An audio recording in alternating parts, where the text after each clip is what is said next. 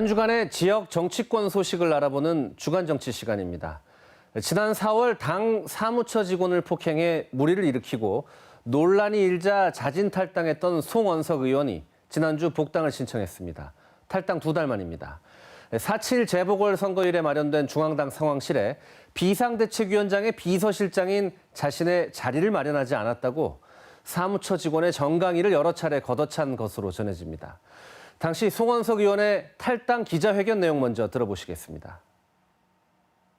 불미스러운 일로 심려를 끼친 점에 대해서 고개 숙여 깊이 사과드립니다. 가슴이 찢어지고 복잡한 심경이지만 더 이상 당의 누가 되지 않기 위해 당을 위한 충정으로 국민의힘을 떠나려고 합니다.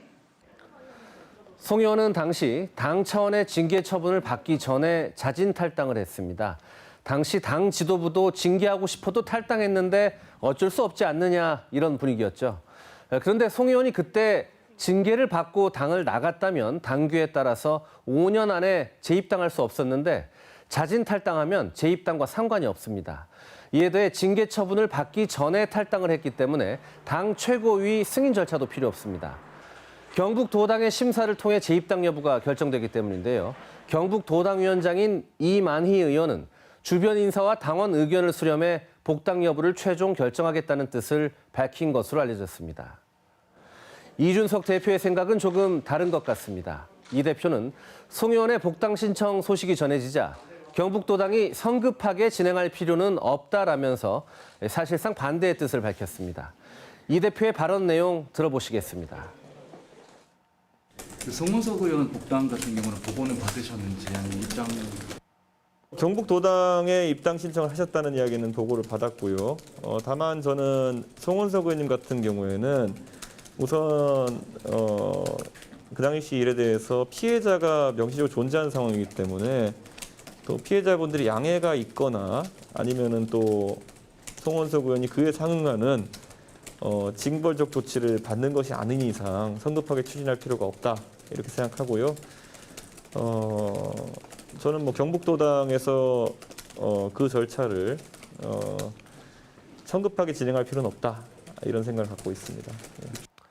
네, 그 피해자들은 개표 당일 송 의원으로부터 이 정강이 폭행을 당한 당직자들을 말하는데 송 의원의 복당 신청에도 강하게 반발하고 있는 것으로 알려졌습니다.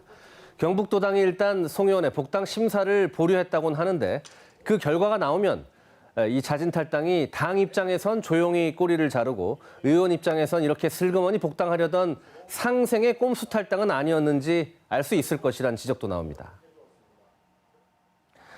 다음 소식입니다. 대구 경북 통합신공항 건설을 지원하기 위한 협의체 구성 결의안이 지난 18일 국회 상임위를 통과했습니다. 이제 공식적으로 대구 경북 통합신공항 추진을 위한 여야정 협의체가 꾸려지게 됐는데요. 국회 국토교통위원회를 결의 내용 한번 먼저 들어보시겠습니다. 결의안의 주요 내용을 말씀드리면 국토의 균형 발전과 국가 경쟁력 강화를 위한 대구 경북 통합 신공항의 건설이 군공항 이전 및 지원에 관한 특별법과 공항시설법에 따라 추진 중에 있습니다. 특히 대구 경북 통합 신공항 이전 사업은 장래 항공 수요에 대한 적극적인 대응과 국가 안보 강화 및 국토의 균형 발전에 기여하는 국적 사업임을 감안하여 우리 위원회는 대구 경북 통합 신공항의 신속한 추진에 수반되는 재정적 정책적 지원에 관한 사항 및 관계기관의 의견 등을 포괄적으로 논의하기 위한 협의체의 구성을 촉구하는 결의안을 마련하여 오늘 의결하고자 하는 것입니다.